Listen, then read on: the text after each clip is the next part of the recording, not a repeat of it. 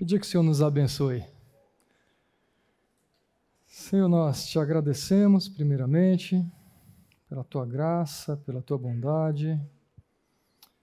Obrigado porque o Senhor nos permitiu vir para esse tempo aqui. Queremos realmente, Pai, nos colocar diante do Senhor em condição de alguém que quer aprender, que quer ouvir do Senhor, que quer crescer no relacionamento com o Senhor. E para isso, nós precisamos da tua atuação. Abra nossos olhos, abra nossos corações. Fale-nos através da tua palavra, usa-nos, Pai, como o Senhor bem quiser.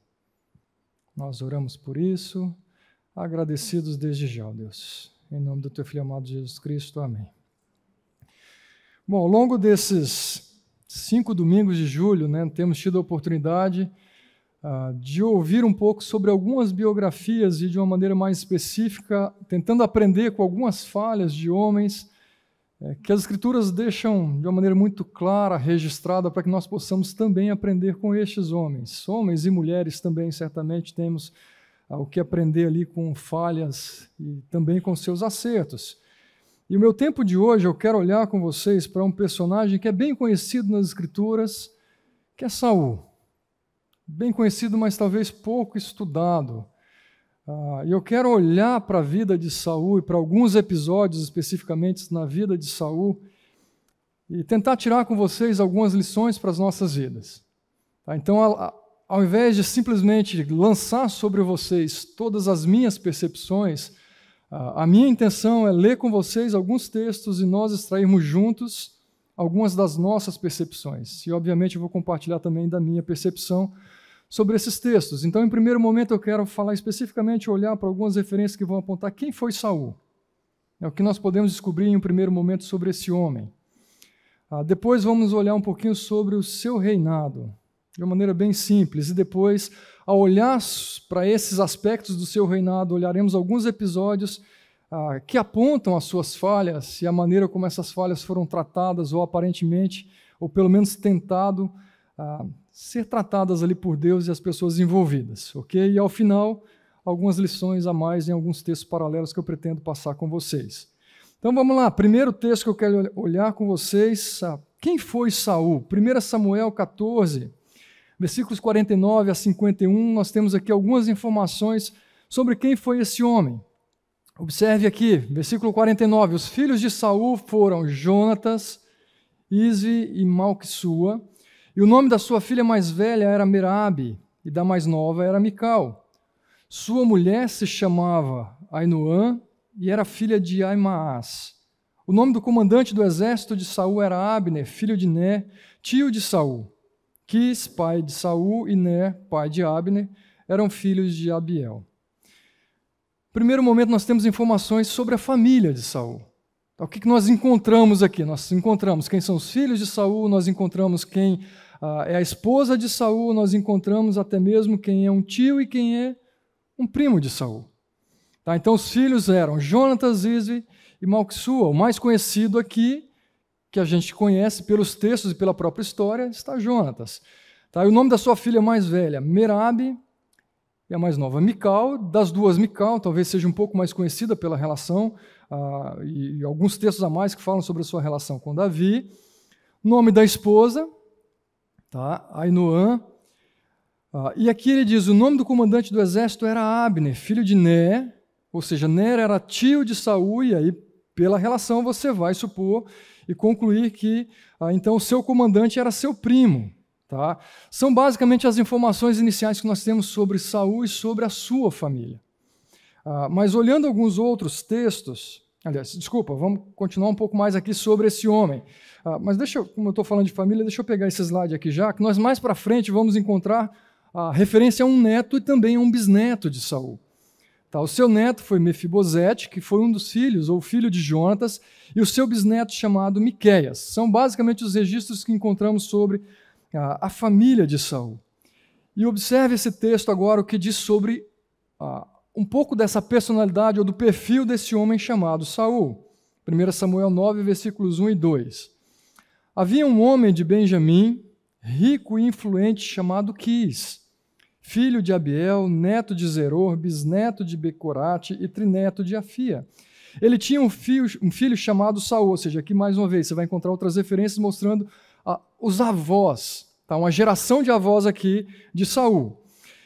Ele tinha um filho chamado Saul, e observe o que ele diz: jovem de boa aparência, sem igual entre os israelitas, os mais altos batiam nos seus ombros. Tá? Não é à toa que ele coloca essa referência, ou essas indicações sobre quem era Saul. Tá? Talvez aparentemente seria um potencial a ser escolhido como rei por uma nação. Tá? Alguém que procede de uma boa família, ou de uma família aparentemente de referência, ou seja, seu pai era rico e não apenas rico, mas aqui também era chamado de influente no meio da nação, e era alguém de boa aparência, mas também de boa estatura, ou seja, uma estatura de alguém que poderia ser claramente um guerreiro, como de fato Saul foi. Tá? São as referências iniciais que a gente encontra aqui sobre Saul. Tá? Não fala nada especificamente sobre o seu reinado ainda. E um pouco mais à frente, ou seja, nós vamos nos debruçar aqui, capítulo 9, capítulo 10, algumas referências seguindo o texto adiante. Tá? E aqui nós começamos a perceber as referências sobre a sua escolha como rei. Tá? Versículo 15, no dia anterior à chegada de Saul, o Senhor havia revelado isso a Samuel. Amanhã, por volta desta hora, eu enviarei a você um homem da terra de Benjamim, unja-o como líder sobre o meu povo Israel. Ele libertará o meu povo das mãos dos filisteus, e atentei para o meu povo, pois o seu clamor chegou a mim. E quando Samuel viu Saul, o Senhor lhe disse: este é o homem de quem lhe falei, ele governará o meu povo. Nesse momento em que Samuel se encontra com Saul, ele tinha saído em busca de algumas jumentas do seu pai que tinham se perdido. Mas o Senhor já vinha falando com Samuel, apontando para quem seria esse rei escolhido. E aí, nos contextualizando um pouco mais, lembra que essa história vem logo após a história de Juízes. E vocês lembram como que acaba a história de Juízes? Alguém lembra-se aí? Qual é a relação do fim da história de Juízes com a escolha de Saul como rei? Pode falar mais alto, eu vou tirar o óculos para enxergar, para ouvir melhor. Vai lá.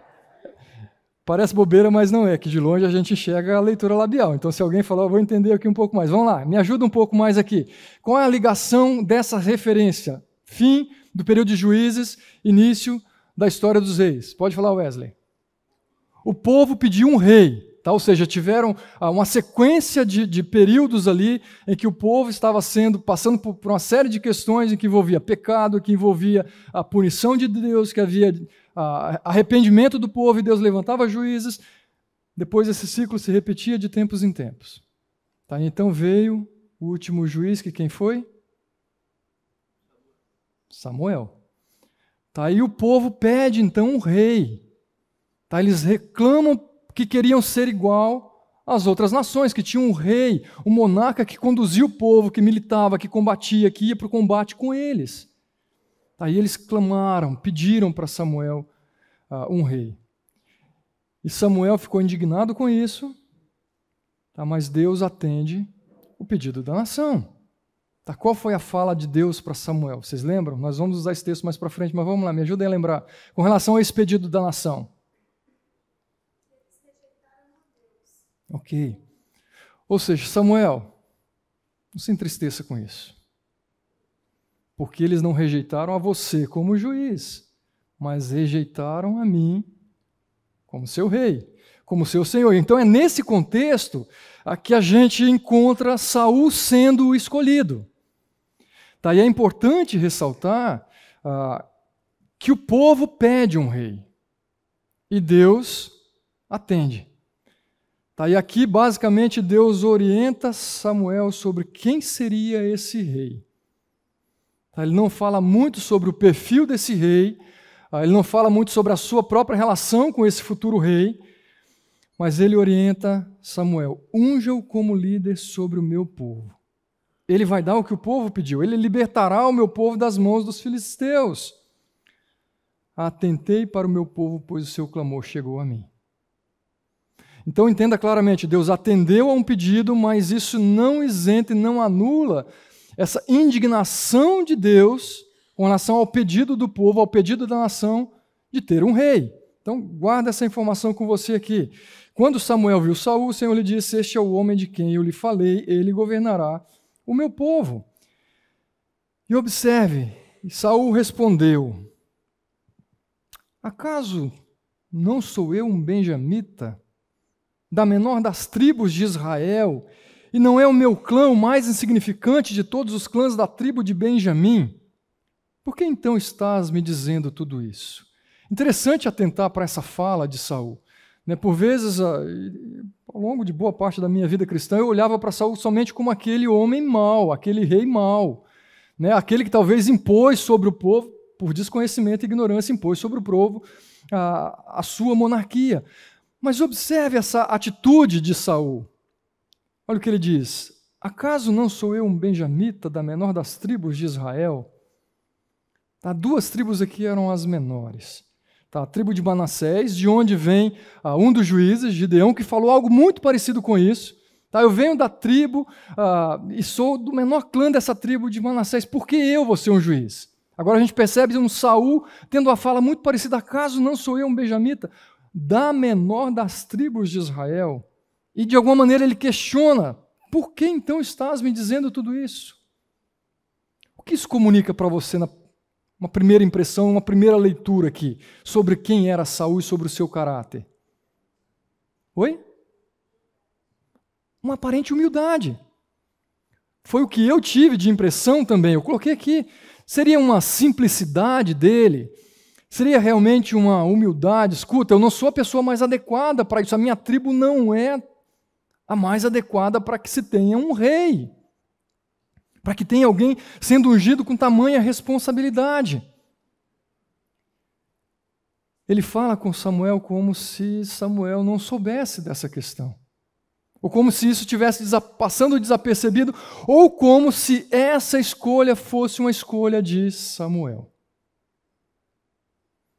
Acaso não sou eu? Por que então estás me dizendo tudo isso? Vamos caminhar um pouco mais. E então Samuel apanhou um jarro de óleo, derramou-o sobre a cabeça de Saul e o beijou, dizendo: o Senhor o tem ungido como líder da herança dele. E é importante a gente destacar: Saul não foi uma escolha daquele povo simplesmente. Saul foi escolhido por Deus. O povo pediu, o Senhor deu. Lembre-se disso. Mesmo os bons líderes na nossa vida e os maus líderes na nossa vida, seja porque pedimos, seja porque imploramos, clamamos ou porque não percebemos, mas toda liderança, toda autoridade vem de onde? De Deus. A nossa relação com essas autoridades e a relação de Davi com Saul fica clara sobre essa maneira que temos que nos relacionar, e eu não vou passar muito sobre isso, praticamente não vou falar, mas Davi, ele via claramente Saul como seu líder, como alguém que foi escolhido por Deus, que estava debaixo da autoridade de um líder muito superior. E então Samuel o unge como rei. Caminha um pouco mais no capítulo 10. E tendo Samuel feito todas as tribos de Israel se aproximarem, a de Benjamim foi escolhida, ou seja, depois que ele comunicou para Saul, ele então tem todo esse momento com a nação, ele chama as tribos de Israel e ali escolhe a tribo de Benjamim, a tribo de onde vem Saul, e então faz ir à frente a tribo de Benjamim clã por clã. Lembra então, Saul ele destaca: eu faço parte do clã mais fraco também. E o clã de Matre foi escolhido, e finalmente foi escolhido Saul, filho de Quis. Quando, porém, o procuraram, mais uma curiosidade, ele não foi encontrado. E então consultaram novamente o Senhor, ele já chegou. E o Senhor disse: sim, ele está escondido no meio da bagagem. E então correram e o tiraram de lá, e quando ficou de pé no meio do povo, os mais altos do povo batiam-lhe nos ombros. E Samuel disse a todos: vocês veem o homem que o Senhor escolheu? Não há ninguém como ele entre todo o povo. E então todos gritaram: viva o rei! Mais uma vez, algumas percepções. Samuel, de alguma maneira, está apontando para essa nação um processo de escolha, um processo que Deus estava deixando claro para eles. Olha, esse foi o meu escolhido da tribo tal, do clã tal, de um povo que talvez não seria o povo escolhido por vocês, inicialmente, mas um homem que possivelmente seria escolhido por causa da sua estatura, por causa da sua aparência, por causa da sua influência, enfim. E mais uma vez a gente percebe a ação de Saul, que mais uma vez comunica algo aparentemente para mim. Procuraram, ele não foi encontrado, por quê? Ele estava escondido. Mais uma vez, isso comunica o que para você? Como que é? Medo, o que mais pode ser? Como se estivesse fugindo de alguma coisa. Humildade. Ok. Aparentemente já começa ali um não reconhecimento de quem o havia escolhido, de quem o havia chamado. Tá, então, mais uma vez, gente, estou colocando aqui como aparentes impressões. Eu coloquei 2 aspectos aqui. Mais uma vez, a aparente humildade de Saul aqui. Escuta, eu não sou a pessoa mais adequada, por que vocês estão fazendo isso comigo? Talvez o medo, mais uma vez, eu não sou a pessoa adequada para essa posição.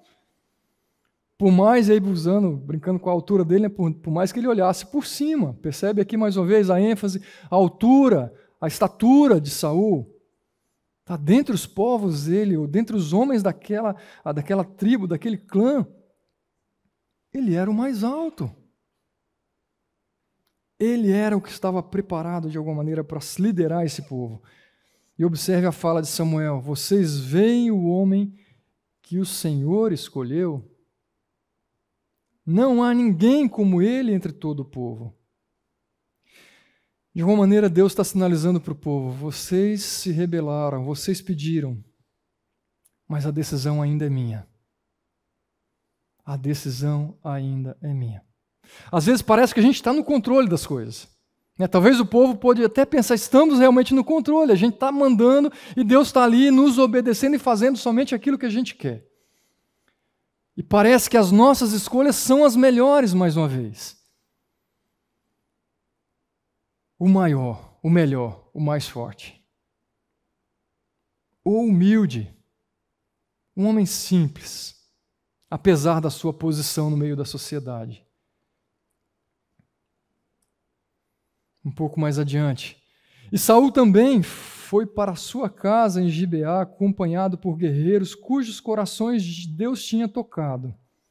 E alguns vadios, porém, disseram: como este homem pode nos salvar? E já começa alguma ação contrária a esse reinado de Saul. Alguns homens que começam a ser do contra. Desprezaram-no e não lhe trouxeram presente algum. Opa!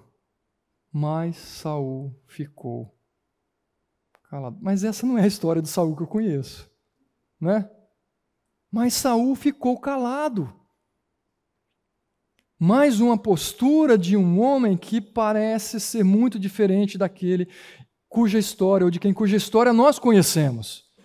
E mais uma vez, para mim, isso aqui comunica um pouco de autocontrole. Ele poderia: fui ungido rei, escuta, quem vocês acham que vocês são para já começarem o tratamento e a relação comigo dessa maneira? Mas ele se controla. Ele não fala nada. Observe capítulo 11.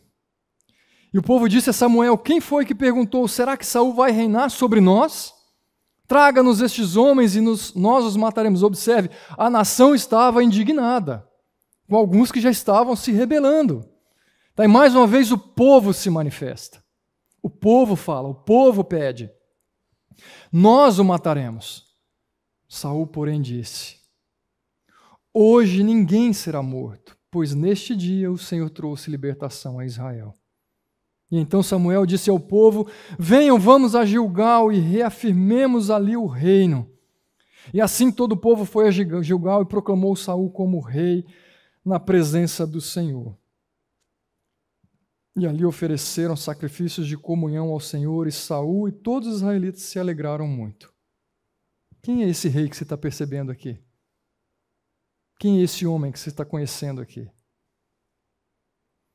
Quais seriam as suas impressões sobre esse rei que Deus escolheu? Quais seriam as suas primeiras impressões? Olhando para essa relação, olhando para essas falas, olhando para a sua postura, olhando para a sua postura em relação àqueles que estavam se rebelando para ele, quais seriam as nossas primeiras impressões sobre esse rei? Vamos lá, humanamente falando. Oi? Ele está entendendo o processo. Ok, então ele é o primeiro rei, ele está no processo de conhecer, de saber o que mais. Que homem paciente que o Senhor nos deu. É um rei pacífico. Nós estamos vindo de uma série de conflitos, de guerras. Deus nos deu o melhor rei do mundo. Talvez não seriam essas as primeiras impressões? Eu facilmente seria enganado. Um rei bondoso. Oi? Está conhecendo o ambiente, mas quem está conhecendo o ambiente comunica algo para os seus liderados. Eu quero comunicar alguma coisa, eu quero comunicar que eu sou o melhor rei. Eu quero comunicar que eu estou nessa fase. Pode ser. Percebam, gente, são leituras. Tá? O texto não está explicitando isso, que isso fique bem claro. Tá? São especulações de possíveis nossas interpretações daquilo que a gente está lendo aqui. Mas ele diz, hoje ninguém será morto, pois nesse dia, olha o que ele diz, o Senhor trouxe libertação, um rei que ama ao Senhor, um rei que prioriza a relação do povo com o Senhor, porque ele conduziu o povo para oferecer sacrifícios de comunhão. O povo está falando, é isso que a gente precisava. Estávamos certos na nossa escolha, provavelmente. E aí eu coloquei aqui algumas percepções. Puxa, um rei que tem bom senso. Não é hora de guerra, não é hora de briga, é hora da gente celebrar. Vamos lá, gente. Um rei que teme, um rei que reverencia, mais uma vez um rei que tem autocontrole, um rei que é pacífico. Mas lembra mais uma vez a postura da nação. E eu quero lembrar o que esse texto nos diz. Quando o povo pediu o rei, o Senhor deixou claro, vocês estão rejeitando a mim. Não é uma rejeição a você, Saul. O povo pode não estar percebendo o que está fazendo, mas isso está claro para mim. Respondeu Samuel, não tenham medo, de fato vocês fizeram todo esse mal. Mas não deixem de seguir o Senhor, antes sirvam o Senhor de todo o coração. Não desviem para seguir ídolos inúteis, que não têm qualquer proveito, nem podem livrá-los, pois são inúteis.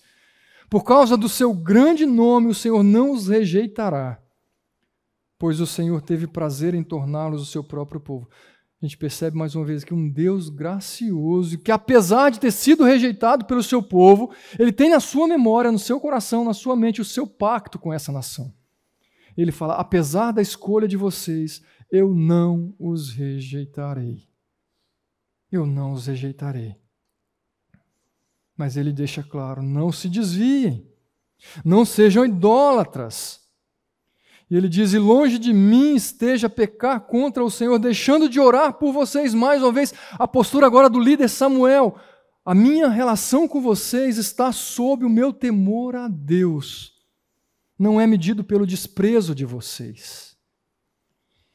E aqui fica uma questão para a gente pensar. Como nós estabelecemos a nossa relação com os nossos líderes? Será que a maioria das vezes ela é medida naquilo que nos agrada ou que nos desagrada? Será que ela é medida pelo desempenho, pelo perfil que nós conseguimos enxergar? Aí nós o aplaudimos, nós nos submetemos, ou nós nos rebelamos? Será que é dessa maneira? Fica para você pensar e para eu pensar. Mas ele continua, Samuel diz, somente temam o Senhor e o sirvam fielmente de todo o coração. E considerem as grandes coisas que ele tem feito por vocês, que é o que o povo desprezava e esquecia insistentemente, desde o êxodo, período de juízes, e isso se repete ao longo da história. Todavia, se insistirem em fazer o mal, tanto vocês quanto o seu rei serão destruídos. A graça está sobre a nação. A mão do Senhor está estendida, mas o alerta está dado. Preste atenção. Preste atenção. Eu quero que vocês se sujeitem a mim. Eu quero obediência, eu quero temor. Eu quero fidelidade. E nós podemos entender que isso aqui era para toda a nação, inclusive para o rei desta nação. Inclusive para o rei desta nação. Se você se sujeitar, se você se submeter, você será um rei bem-sucedido. O Senhor conhecia o coração de Saul. Mas o Senhor está ensinando para o povo que o havia desprezado. E encerrando essa parte sobre a vida e esse início de reinado de Saul. Saul tinha 30 anos de idade quando começou a reinar e reinou sobre Israel 42 anos. Gente, isso não é pouco tempo. E vale a pena lembrar que era um jovem. Pegando o que o Luiz Carlos falou, inexperiente. Que certamente tinha que aprender muito, observar muito daquilo que estava acontecendo. Esse é o quadro inicial que a gente pinta para Saul. E nós poderíamos dizer que Saul começou bem? Podemos dizer isso? Acho que sim, certo? Temos um rei que começou bem. Temos um homem que aparentemente começou bem o seu reinado. Com aparente humildade, com aparentemente autocontrole, com aparente temor. Vários aspectos que são importantes para um bom rei, para um bom líder. E então, no capítulo 13, nós começamos a perceber as falhas de Saul. E aqui é uma das falhas que eu já quero apontar e nós vamos trabalhando com elas agora, sobre as falhas de Saul. E ele esperou 7 dias, ou seja, depois de várias guerras, conflitos, Saul já estava sendo vitorioso em algumas das suas batalhas, mas teve uma dessas batalhas que acontece o seguinte: ele esperou 7 dias, o prazo estabelecido por Samuel, e era, de alguma maneira, um prazo estabelecido para que a oferta fosse feita, para que um holocausto fosse oferecido ao Senhor. E este não chegou a Gilgal. E os soldados de Saul começaram a se dispersar. Talvez tomados por medo, por insegurança, por ver o exército inimigo avançando. E então ele ordenou: tragam-me o holocausto e os sacrifícios de comunhão. E Saul ofereceu então o holocausto. E quando ele terminou de oferecê-lo, Samuel chegou e Saul foi saudá-lo. E perguntou-lhe Samuel: o que você fez? Então vamos lá. Percepção de vocês e descoberta de vocês e entendimento de vocês. O que aconteceu aqui? Existiu alguma falha? Qual foi a falha que você percebe aqui? Pela pergunta de Samuel. Tá, vamos lá, eu estou fazendo as coisas aqui na igreja e de repente chega o Fernando: Fábio, o que você fez? Dependendo da entonação, eu já vou ficar assim, opa. Oi?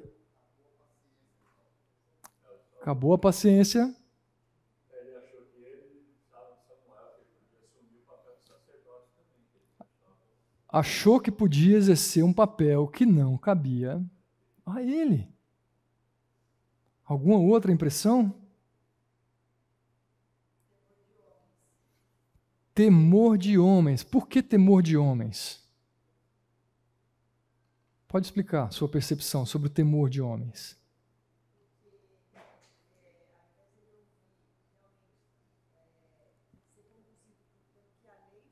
Uhum.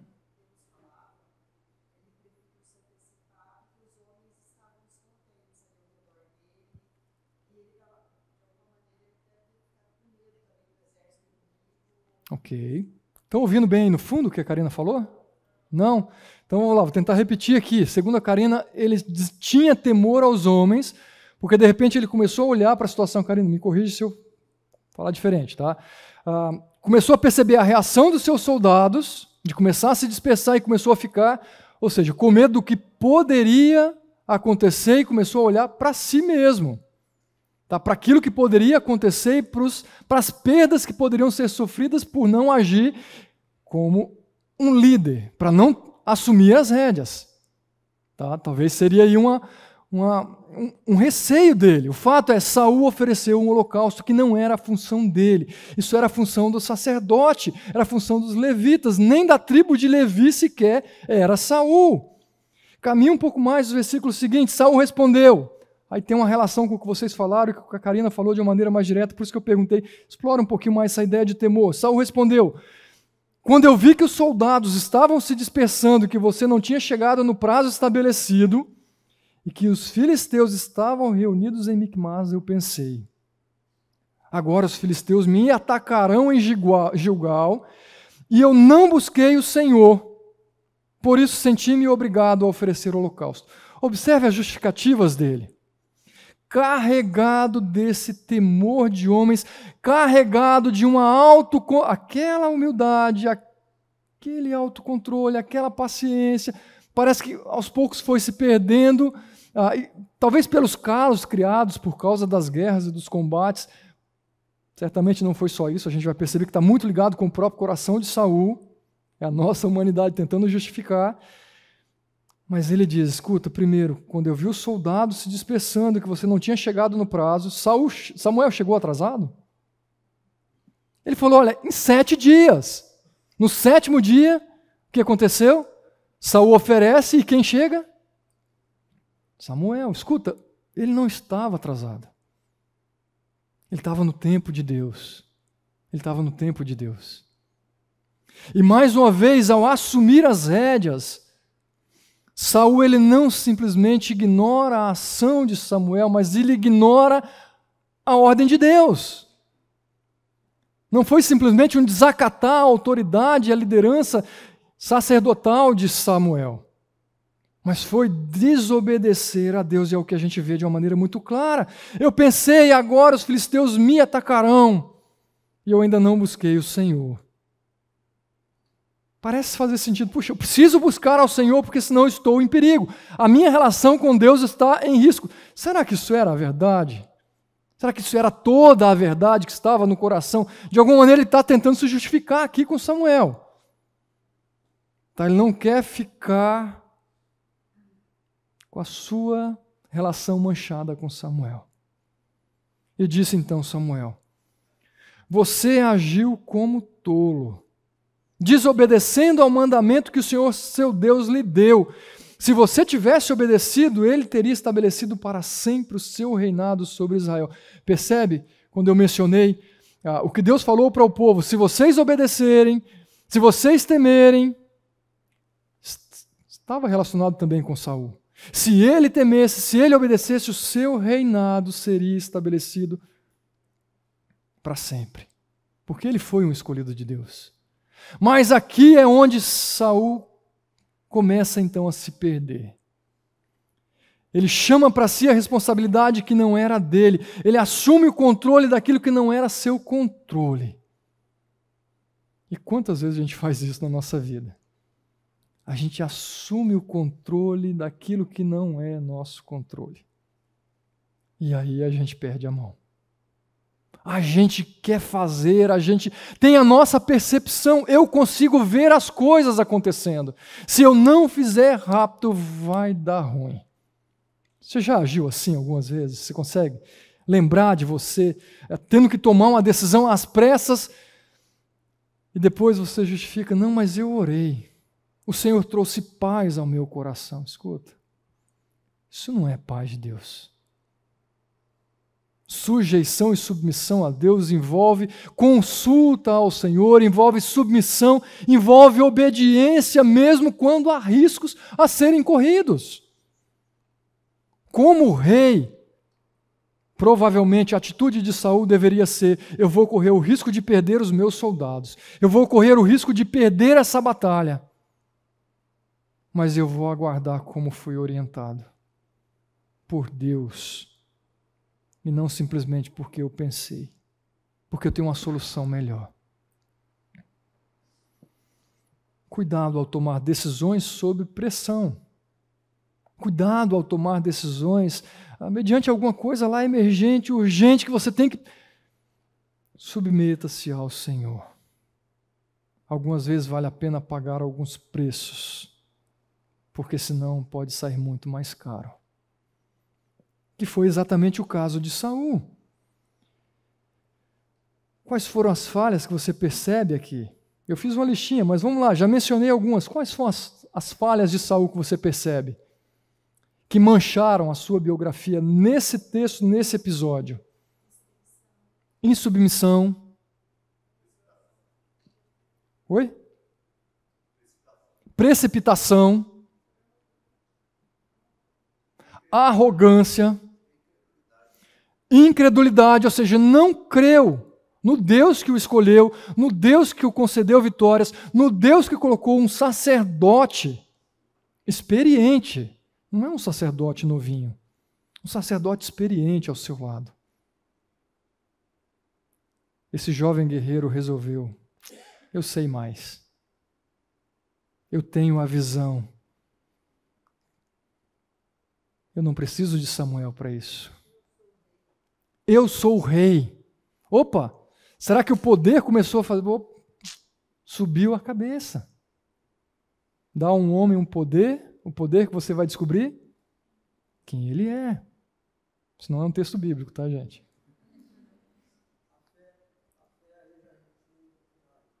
A fé de Saul, vamos lá, inverteu. Se é que em algum momento houve fé em Deus, agora a sua fé estava em si mesmo, no seu poder bélico, no seu poder de liderar aqueles homens. Essa era a confiança, essa era a fé que Saul estava tendo e demonstrando nesse momento. Tá muito, ao invés de agir, de conduzir, de trazer uma palavra para o povo, escuta, vamos esperar. Samuel está chegando para nos conduzir na nossa relação com o Senhor. Alguma outra percepção de falha de Saul? Ok. Ele culpa de alguma maneira a Deus pelo atraso que não houve, né? Ou seja, não houve atraso, então alguém tem que ser responsável e não sou eu. Escuta, o Senhor demorou para enviar, o Samuel não chegava. Eu tinha que fazer alguma coisa. Eu estou transferindo a responsabilidade agora para alguém. Quando é para receber os aplausos ou para de alguma maneira ter a admiração do povo, eu faço, mas quando é para assumir a minha responsabilidade, opa, tem outros responsáveis aqui, eu não vou levar essa responsabilidade sozinho. O que mais?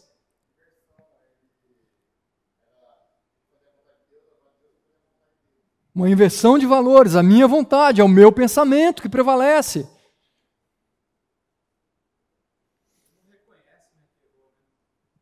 Um endurecimento. Vamos lá, fiz uma listinha aqui de algumas ideias, vocês já colocaram aqui. Atropelou o processo, escuta, não é a sua função. Gente, no seu trabalho, não atropele o processo. Se existem lideranças, se existem funções, não atropele o processo, respeite. Não, mas ele não está vendo o que eu estou vendo. Então converse com a pessoa certa. Às vezes você não quer resolver a questão. Às vezes você quer causar uma boa impressão. Às vezes você quer galgar uma melhor posição. Não atropele os processos estabelecidos por Deus. Claramente aqui, sacerdote faz isso. O rei, não. É interessante fazer essa relação de atropelar o processo, e eu vou até usar um termo diferente aqui, ao invés de atropelar, é interromper o processo. Quando a gente estuda Tiago, a gente percebe ali que, por vezes, as provações na nossa vida, ou as situações difíceis, e talvez essa aqui era uma situação difícil que Saul estava passando, elas têm a oportunidade, geram a oportunidade de nos moldar. E, por vezes, nós interrompemos esse processo. Deixa eu separar essa referência aqui, não, mas deixa eu ler com vocês Tiago, que ele diz o seguinte: meus irmãos, considerem motivo de grande alegria o fato de vocês passarem por diversas provações, pois vocês sabem que a provação da vossa fé produz perseverança. É aí onde eu vejo aqui um processo. E a perseverança deve ter ação completa, a fim de que vocês sejam maduros, íntegros, sem lhes faltar coisa alguma. Perceba, ele fala que essas provações fazem parte de um processo, de uma fé que vai ser amadurecida através daquilo que acontece, para que sejamos maduros. Mas nesse processo eu posso simplesmente interromper. Senhor, não quero. Não, eu tenho uma solução melhor. Eu tenho já um meio de amenizar esse sofrimento. E eu vou interromper o processo. Deixa eu só concluir essas ideias aqui com vocês. Foi impaciente, ignorou as orientações de Deus. Não foi falta de conhecimento. É diferente, perceba. Não foi falta de conhecimento, ele simplesmente ignorou. Ele deixou de lado o que Deus havia falado. Quantas vezes ignoramos ou deixamos de lado aquilo que o Senhor deixou claro para fazer aquilo que eu acho que será melhor? Porque vai agradar o meu coração, porque vai causar uma boa impressão, porque eu não quero perder alguém. Então eu vou aguentando isso aqui. O Senhor é benevolente, o Senhor é gracioso, o Senhor entende. Cuidado. Assumiu a função e a responsabilidade que não eram suas, claramente foi tolo, desobedeceu ao Senhor e não apenas a Samuel. Optou pelo seu jeito de resolver, e eu coloquei entre aspas o problema porque não tinha um problema. Samuel estava a caminho. Eu fecho com essa ideia. Nós precisamos entender que, a priori, os nossos pecados, as nossas falhas e as nossas transgressões, elas são contra o Senhor e não contra qualquer pessoa ou instituição. Por causa do seu temor aos homens, Saul estava muito mais preocupado com os seus soldados, muito mais preocupado até com o que Samuel iria pensar sobre o que ele fez, ele se justifica. Mas, a priori, as nossas responsabilidades são diante de Deus, independente da nossa falha, independente de contra quem for a nossa falha. É a visão de Davi com quem nós temos que aprender. Contra ti, só contra ti pequei e fiz o que tu reprovas. De modo que justa é a tua sentença e tens razão em condenar-me. Percepção correta de quem é Deus. Percepção correta de contra quem de fato nós pecamos. Percepção correta da aplicação da disciplina de Deus e da necessidade da sua sujeição. Justa é a tua sentença. Tens razão em condenar-me. Está aqui o sinal da principal diferença, Saul, Samuel. Assim que eu dei o intervalo, eu fiquei sabendo que o Yuri deu aula sobre Saul.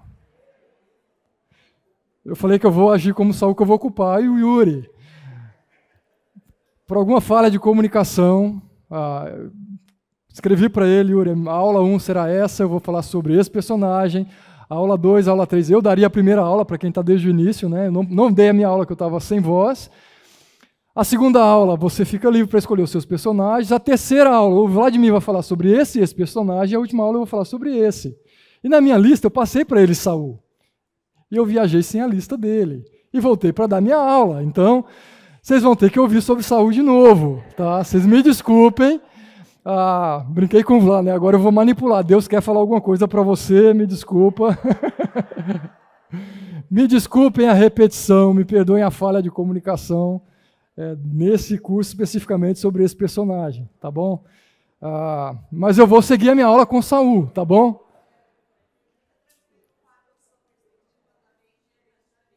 Então tá bom. Então tá bom. Alguém está errado, eu vou pedir para Deus me falar depois, viu? Mas, enfim, não é brincadeira e não só para justificar, mas são as alegrias que a gente tem de poder estudar o mesmo texto várias vezes, com perspectivas diferentes e aprender, por vezes, a mesma lição mais que uma vez e, por vezes, lições diferentes. Mas eu não vou mudar o que a gente preparou aqui, então eu vou seguir adiante mesmo, tá, gente? Vamos lá, então. Próximo texto que eu quero usar com vocês.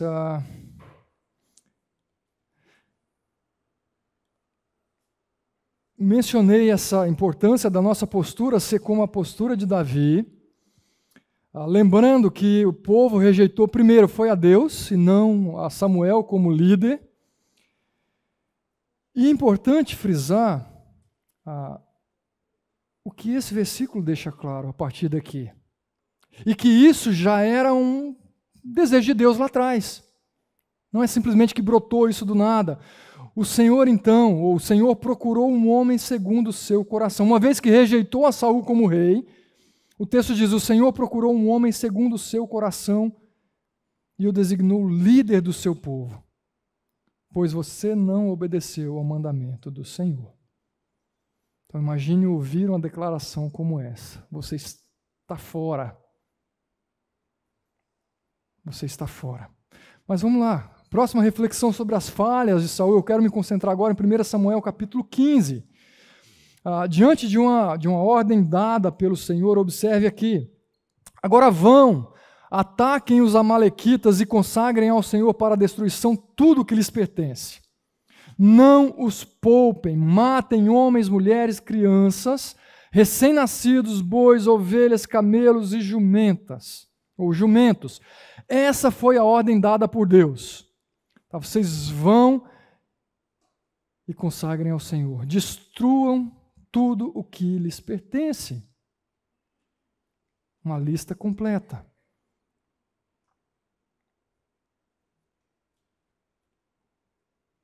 E agora a gente percebe a execução. Capturou vivo Agag, rei dos amalequitas, e exterminou o seu povo. Mas Saul e o seu exército pouparam Agag o melhor das ovelhas e dos bois, os bezerros gordos, os cordeiros, pouparam tudo que era bom. Mas a tudo que era desprezível e inútil, destruíram por completo. Alguma coisa diferente do que foi ordenado, do que foi executado? Claramente, né? Ok. Deus falou, destruam tudo.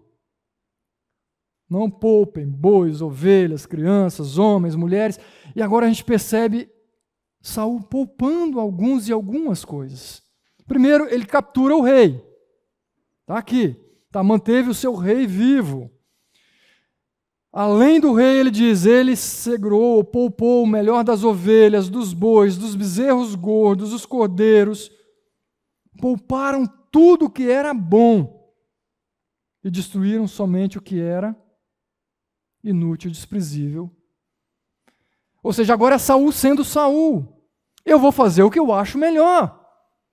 Eu tenho uma percepção diferente. Puxa, isso aqui é útil, isso aqui pode ser útil para o povo, esse rei pode não ser útil para alguma coisa, esses bois, esses bezerros. Essa é a minha visão, essa é a minha percepção daquilo que é melhor para a nação, daquilo que é melhor para o meu reinado.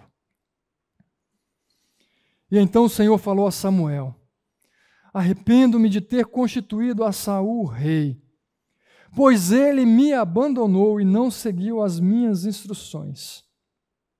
E Samuel ficou irado e clamou ao Senhor toda aquela noite. Às vezes a gente se pergunta, né? É possível se irar sem pecar? Talvez aqui seja um exemplo para você, além da ira de Cristo. Né? O irar e não, e não pecar. Samuel ficou irado, ficou indignado, porque a rebelião, a rebeldia, a postura de Saul, ela era uma transgressão clara contra Deus. A indignação e a ira dele não era por ter desobedecido o que ele simplesmente disse.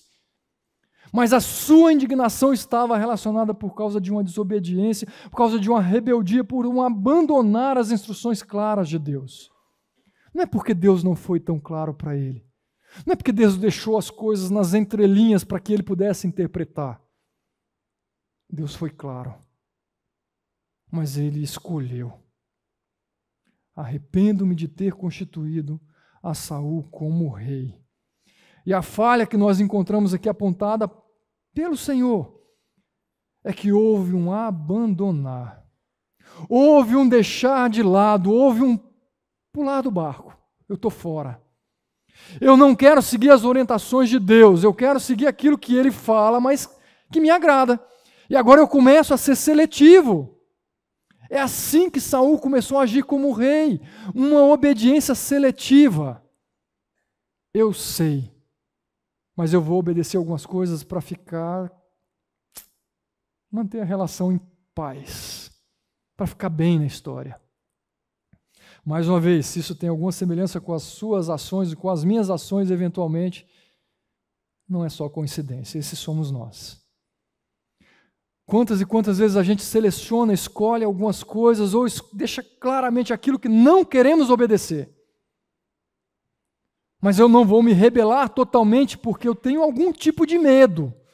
Não é temor, eu tenho medo. Simplesmente porque Deus pode fazer alguma coisa. E às vezes nem o medo há. Escolhemos, agimos, fazemos, ignoramos, pintamos e bordamos, e quando estamos na presença de alguns, vestimos a nossa roupagem e as aparências se mantêm. Esses somos nós. Cuidado com aquilo que você está abandonando, deixando de lado, deixando de seguir. E de madrugada Samuel foi ao encontro de Saul, mas lhe disseram: Saul foi para o Carmelo, onde ergueu um monumento em sua própria honra e depois foi para Gilgal. Opa, cadê aquele cara humilde? Agora ele está erguendo um altar para quem? Eu sou o rei. Se alguém tem que ser honrado, se alguém tem que ser reconhecido, esse alguém sou eu. E com isso ele está comunicando para o povo de que vocês não precisam de um Deus, vocês precisam deste rei. E de alguma maneira o povo, sem perceber, está experimentando. Esse é o rei que vocês pediram. Essa é a monarquia que vocês pediram. Um rei semelhante àqueles reis que governam aquelas nações. Vocês abriram mão da teocracia para querer esse tipo de monarquia? Vale a pena? A nação paga o preço junto pelas suas escolhas, o rei paga o preço junto pela sua escolha. Ele ergueu um monumento em sua própria honra. Soberba, arrogância. E quando Samuel encontrou Saul, disse: o Senhor o abençoe. Segui as instruções do Senhor. Samuel deve ter olhado para ele e falado: cara de pau, né? O coração de Samuel já devia estar ali. O Senhor te abençoe. Você já teve algum irmão em Cristo que você sabe das cacas, as pisadas na bola que ele está dando dentro da igreja, fora da igreja, no trabalho, na família, e quando ele chega com você, é toda aquela linguagem crente que a gente conhece bem. Você só olha e fala: Deus, paciência. O que é? Será que existe isso? E algumas vezes a gente tem que pedir: Senhor, dá paciência, me dá amor, me dá sabedoria para lidar com essa pessoa. O Senhor te abençoe. E a fala dele agora é uma fala o quê? Não é simplesmente dissimulada, é uma fala totalmente mentirosa. Ele diz: eu segui as instruções do Senhor. Essa foi a reação de Saul. Quando ele foi perguntado: o que foi que você fez? Ele responde se justificando, não dizendo o que ele fez. Agora, talvez por culpa e já saber a besteira que tinha feito, ao ver Samuel, ele já começa a responder. Já pegou o seu filho aprontando alguma coisa? Você entrou no quarto, ele nem espera você entrar. Ele já: papai, não, mãe, ela foi. Ele já começa a se justificar. Você nunca pegou o seu filho fazendo isso. Ele vai se justificar. E se tem algum amigo, ou se tem algum irmão ou irmã do lado, ele já tem quem culpar. Quando não tem, aí ele passa um aperto maior.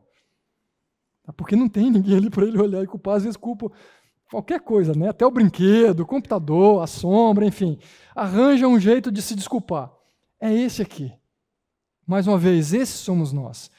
E observe a resposta, então, de Samuel, o diálogo, né, o desenrolar da história e da conversa. Samuel, porém, me perguntou: então, que balido de ovelhas é esse que eu ouço com os meus próprios ouvidos? Que sabedoria, que paciência de Samuel, e que Deus tremendo.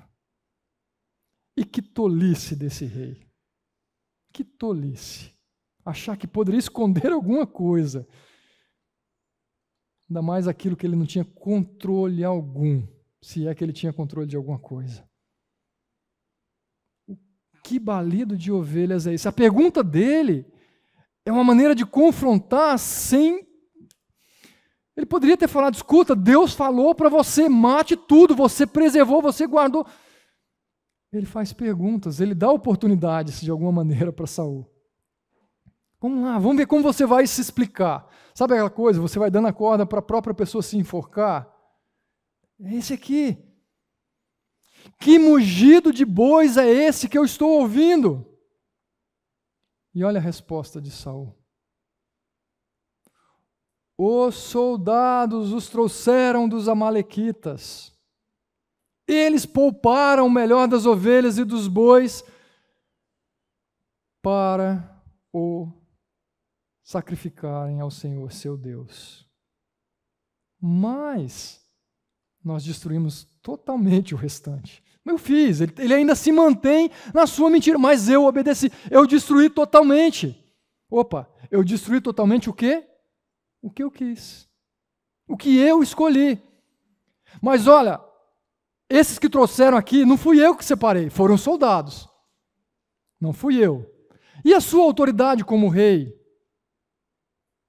A quem cabe liderar, a quem cabe determinar, a quem cabe orientar? Escuta, não foi essa a ordem que nós recebemos. Mate, extermine, essa foi a ordem de Deus. Há responsabilidades que são nossas como pais, não é dos nossos filhos. Há responsabilidades que são nossas como maridos, não é das nossas esposas. Há responsabilidades que são nossas como pastores, não de vocês como ovelhas.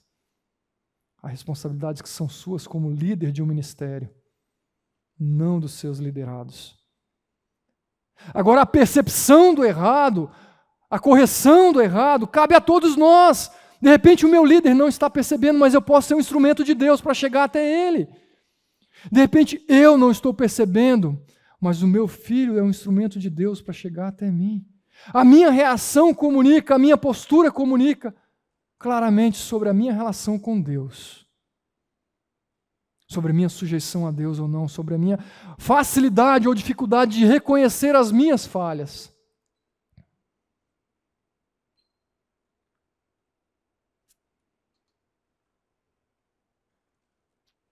Versículo 17, ele diz, Samuel disse, embora pequeno aos seus próprios olhos, você não se tornou o líder das tribos de Israel.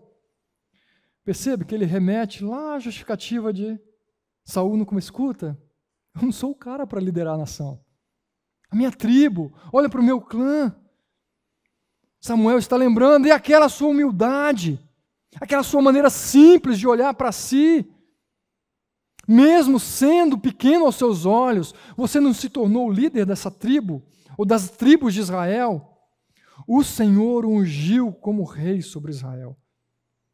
E o enviou numa missão ordenando, vá, destrua completamente aquele povo ímpio. Samuel está lembrando, escuta, não fui eu que te ordenei isso. Você foi enviado com uma missão dada por Deus.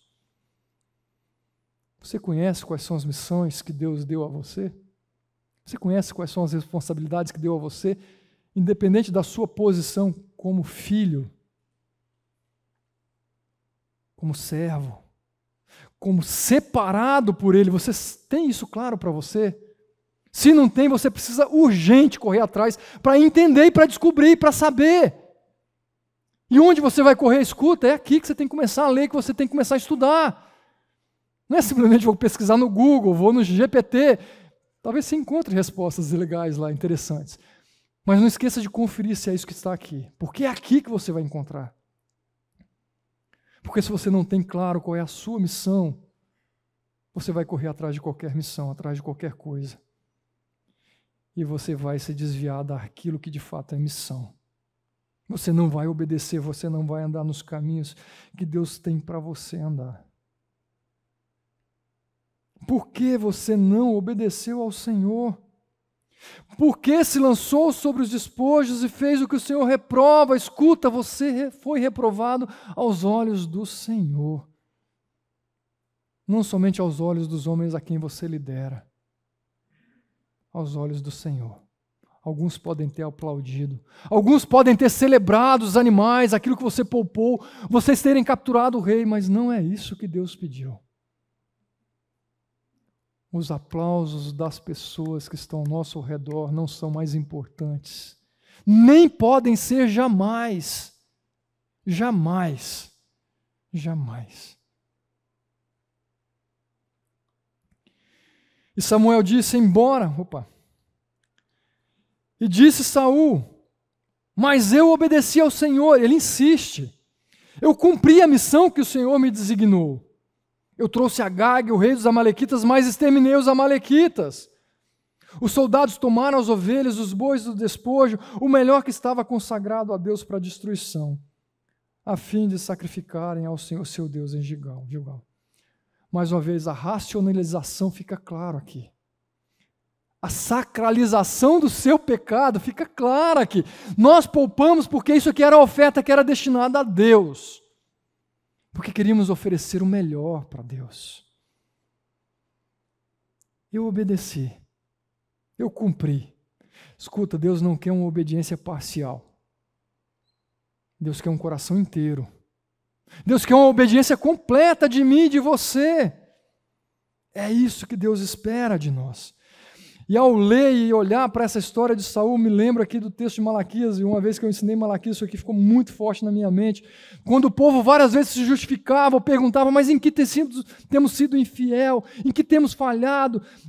Mas vocês perguntam, né, de que maneira temos desprezado o seu nome, Deus? Observe, trazendo comida impura ao meu altar, e mesmo assim vocês ainda perguntam de que maneira te desonramos? Ao dizerem que a mesa do Senhor é desprezível. Na hora de trazerem animais cegos para sacrificar, vocês não veem mal algum. Na hora de trazerem animais aleijados e doentes como oferta, vocês não veem mal algum. Tentem oferecê-los ao presidente, ou de presente ao governador. Será que ele se agradará de vocês? Será que os atenderá? Pergunta o Senhor dos Exércitos. O histórico de uma nação que insiste em pecar e fazer vista grossa aos seus pecados. Uma nação que insiste em levar para o Senhor qualquer tipo de oferta.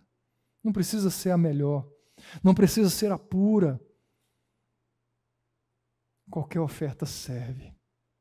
Isso eu estou falando não só de finanças, aquilo que sobra. Estou falando sobre nós mesmos. Eu posso fazer o que eu quiser da minha vida, e depois eu vou lá, canto no louvor, sirvo em qualquer área, dou uma aula no CMA, trabalho na livraria, trabalho no estacionamento. Qualquer coisa serve para o Senhor. Não! Observe, não! Não é qualquer coisa, porque nós não estamos oferecendo algo para qualquer homem. E mesmo se fosse para um homem, Deus questiona o povo, e se fosse para o governador, você levaria qualquer coisa? Não, certamente você separaria o melhor. E por que para Deus é diferente? Será que pode? Não adianta justificar, não adianta racionalizar, não adianta pintar de ouro os nossos pecados, as nossas falhas, as nossas rebeldias.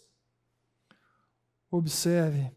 Samuel, porém, respondeu: acaso tem o Senhor tanto prazer em holocaustos e em sacrifícios, quanto em que se obedeça à sua palavra? Samuel deixa claro: Saul, Deus não está interessado nessa oferta.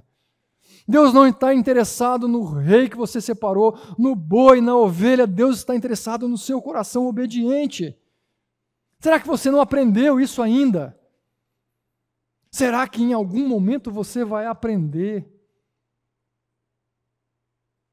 Deus está interessado na nossa obediência. A obediência é melhor do que sacrifícios. A submissão é melhor do que a gordura de carneiros. E lá no Salmo 51, Davi fala que mais importante também do que os holocaustos são o quê? Um coração contrito. É disso que Deus se agrada. Não fique tão preocupado enquanto você vai colocar lá na caixinha de oferta, em que quantidade, valor que você vai fazer de Pix, em quantas horas você vai trabalhar servindo em algum ministério. Deus não está interessado no seu checklist que você fez. Se isso aqui for esvaziado daquilo que é mais importante, que é a obediência, que é o temor, que é um coração contrito, isso aqui vem antes desse checklist. Se você fizer isso aqui primeiro, isso aqui tem sentido. Se não, é sem valor algum. Se não é como essa oferta que Saul ofereceu, se não é igual aquela oferta que a nação de Israel estava oferecendo quando foram confrontados por Malaquias. A obediência é melhor. Versículo 23, pois a rebeldia é como o pecado da feitiçaria, e a arrogância como o mal da idolatria. Assim como você rejeitou a palavra do Senhor, ele o rejeitou como rei. E mais uma vez Saul ouve, você foi rejeitado pelo Senhor.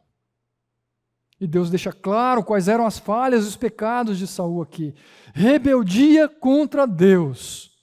O povo se rebelou contra Deus, agora nós temos o rei que se rebela contra Deus. E a arrogância que tomou conta da sua vida e do seu coração. Eu sou o melhor. Eu sou o próprio Deus. Eu faço, eu mando. E quando Samuel se virou para sair, bate o desespero, né? Talvez remorso muito mais do que arrependimento. Saul agarrou-se à barra do manto dele, e o manto se rasgou, e Samuel lhe disse, o Senhor rasgou de você hoje o reino de Israel e o entregou a alguém que é melhor que você. Aquele que é a glória de Israel não mente nem se arrepende, pois não é homem para se arrepender. E Saul repetiu, pequei.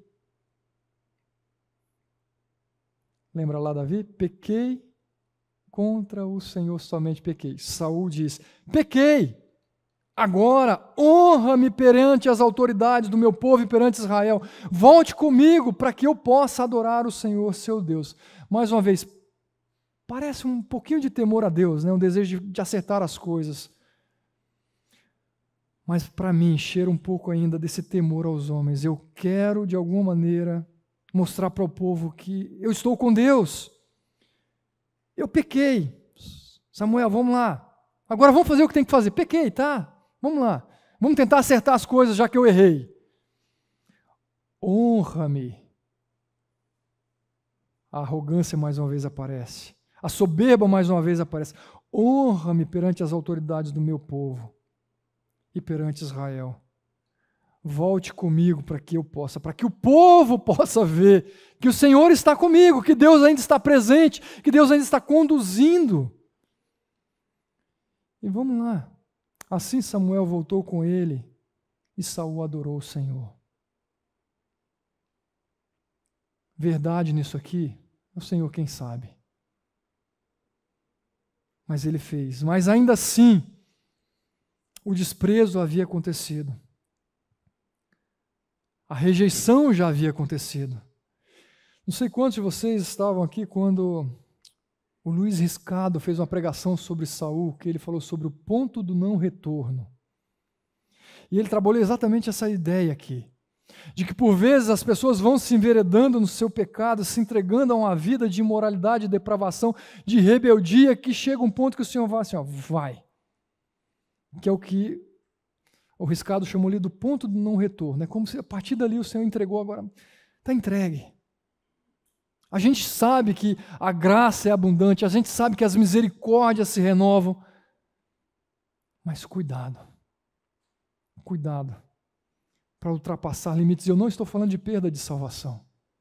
Eu estou falando de uma maneira específica da quebra do nosso relacionamento com Deus. De chegarmos a um ponto de cauterização tão grande, tão intensa e um coração tão endurecido que o Senhor fala. Mas nós não ouvimos mais. Nós não queremos ouvir. Você lê a palavra, você ouve a mensagem, você canta os louvores, o seu líder te confronta, Deus usa o seu filho para falar, Deus usa um pagão para falar, mas você não ouve. Porque a sua escolha foi viver uma vida de rebeldia. E a conta vai chegar. A conta vai chegar. Porque Deus é um Deus justo. Por mais que pareça ser que Deus é longânimo com os meus pecados, Deus não é. Deus não é. Deus quer que de fato acertemos com Ele. E muito diferente do que Saul diz aqui, para que eu possa adorar o Senhor, seu Deus. Eu sei que eu vou aqui pegar uma parte muito pequena, em determinado momento Saul fala de Deus como sendo seu Deus, mas agora ele fala de Deus como sendo o Deus de Samuel. Interessante isso. Para que eu possa adorar o Senhor, seu Deus. Me parece que o temor passou longe daqui. Mais uma vez, diferente do homem segundo o coração de Deus. Eu te exaltarei, meu Deus e meu Rei. Eu bendirei o seu nome para todo sempre. Todos os dias eu te bendirei e louvarei o teu nome para todo sempre. Grande é o Senhor, digno de ser louvado, sua grandeza não tem limites. Durante um intervalo eu fui perguntado, mas por que Deus foi tão severo com Saul e Davi com os seus pecados, Deus foi tão benevolente? Tem coisas que nós não temos respostas tão claras. Mas ao olhar para a história, ao olhar para algumas referências, eu diria que a diferença principal está aqui no meu coração. Está no coração de Saul, está no coração de Davi. Saul escolheu no seu coração manter-se numa postura rebelde, distante de Deus, não reconhecendo as suas falhas, justificando as suas falhas, racionalizando o seu pecado. E Davi, por um tempo, ele agiu como Saul, ele se manteve endurecido, lembra lá? Foi confrontado por Natã, negou o seu pecado, mas quando a ficha caiu, há um reconhecimento e um prostrar-se diante do Senhor. Saul mantém-se rebelde, não se sujeita às consequências. Davi, ele se sujeita às consequências. Senhor, o que tiver de acontecer, eu me sujeito, por mais que possa sofrer. E ele pagou um preço alto. Mas ele se sujeitou e se submeteu. E para a nação houve todo um processo didático de mostrar, é um rei que vocês querem, é conforme o coração de vocês, eu vou dar um rei para vocês. Esse é o rei aqui. Agora eu vou dar o rei, que é um rei que eu escolhi conforme o meu coração. Esse rei que eu escolhi, ele é mais parecido com vocês. Agora eu vou colocar para vocês um rei mais parecido comigo. Um rei que submete, um rei que adora. Falhas de Saul. E eu quero fechar ainda com essa relação de uma maneira bem simples aqui de Davi com Saul. Desse episódio bem conhecido, tudo que Saul lhe ordenava fazer, Davi fazia com tanta habilidade que Saul lhe deu um posto elevado no exército.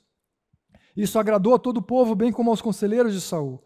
E quando os soldados voltavam para casa, depois de Davi ter matado os filisteus, as mulheres saíram de todas as cidades de Israel ao encontro do rei, com cânticos e danças, com tamborins, com músicas alegres e instrumentos de 3 cordas. Enquanto dançavam, as mulheres cantavam. Saul matou milhares e Davi dezenas de milhares. E aquilo que Saul ouviu mexeu com o seu coração, que já estava impregnado, que já estava endurecido, e diz aqui, Saul ficou irritado com esse refrão. E aborrecido disse, atribuíram a Davi dezenas de milhares, mas a mim apenas milhares.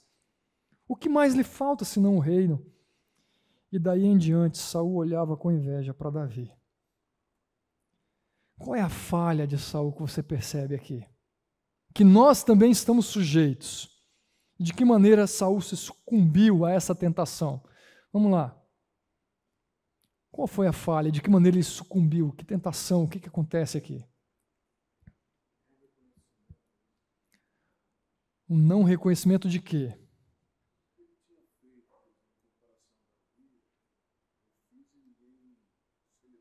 Ok. Então, mais uma vez, lembra lá, o cara que está erguendo um altar para si mesmo, agora ele vê alguém que está sendo ovacionado e não ele. Que está sendo celebrado e não ele. Então, falha a maneira como ele começou a olhar para si mesmo em comparação com o outro que fazia coisas melhores. E qual o problema de outros fazerem coisas melhores que nós?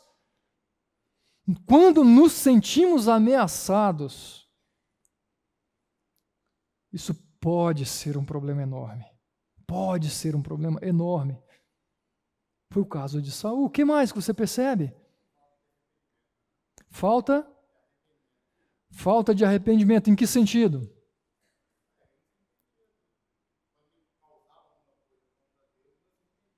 Ok. Quando ele causava, fazia alguma coisa contra Deus, ele não se arrependia, mas olhando mais especificamente para esse texto, o que mais que ele fala da falha de Saul aqui? Orgulho, mais uma vez, ressalta. Arrogância e inveja é o que fica claro. E muitas vezes, para que isso aconteça na nossa vida, basta um comentário. Você já percebeu isso? Aquele comentário sem desejo nenhum, sem maldade nenhuma. E as comparações. Por que você não faz igual fulano? E aí um alerta para nós, pais, somos craques nisso, corremos um risco enorme. E às vezes falhamos nisso. Comparar com o estudo, comparar no envolvimento com a igreja, comparar na obediência. Escuta, seu filho, sua filha. Cuidado com essas comparações. A inveja, o orgulho. Saul foi tomado por inveja, foi tomado por ira. E eu quero ler aqui para encerrar com vocês. Diante disso, Saul começa então a se irritar cada vez mais e a perseguir Davi com o intuito de matá-lo. E você conhece todo o desdobramento dessa história. Mas lembra que Deus está interessado, deixa eu pular para um versículo aqui que eu quero usar com vocês, em um coração muito diferente do nosso. Mas vamos lá. Primeiro, Deus quer um coração que confia nele, não em nós mesmos. Salomão aprendeu essa história. As duras penas, talvez, mas ele aprendeu a confiar primeiro no Senhor, não na sua própria sabedoria, não no seu próprio conhecimento. Saul teve a oportunidade, mas ele não aprendeu. Lembra, o meu coração já está cheio de impureza. Basta uma fala, basta um olhar aqui vai brotar tudo aquilo e vai tomar conta se deixarmos. Se deixarmos. As tentações não são algo incontroláveis, não são algo incontrolável, não são coisas que nós não podemos. Imagina, Deus nos dá condições de vencermos sempre, sempre. A escolha é nossa. Deus não permite que sejamos tentados além do que possamos suportar, mas Ele deixa aberta a porta de escape. Porque do meu coração é que procede, não adianta eu culpar os outros, é minha responsabilidade. E observe ainda Hebreus capítulo 3, vede, irmãos, que nunca haja em qualquer de vós um coração mau e infiel para se apartar do Deus vivo. Antes, responsabilidade minha, responsabilidade sua. Exortai-vos uns aos outros todos os dias, durante o tempo que se chama hoje, para que nenhum de vós se endureça pelo engano do pecado. Eu sou responsável pelas minhas escolhas, mas eu também sou responsável por ajudar o meu irmão naquilo que eu percebo, para que seu coração não seja endurecido e seja levado pelo engano. Porque Deus não olha como o homem olha. Observe a escolha de Davi. Mais uma vez o povo se inclinando para algo falho, olhando para Eliabe ou para os irmãos de Davi, Deus fala, não é esse. Não considere a sua aparência nem a sua altura, porque eu o rejeitei. O Senhor não vê como vê o homem. O homem vê a aparência, mas o Senhor vê o nosso coração. É com esse texto que eu fecho com vocês, eu quero orar com vocês. Senhor, obrigado mais uma vez, porque a gente pode ouvir a sua palavra.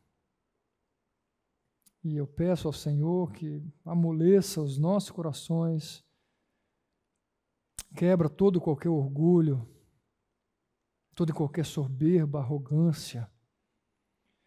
Encha o nosso coração, ó Deus, de humildade, de simplicidade, de temor ao Senhor, de um desejo de agradar ao Senhor mais do que a qualquer outro.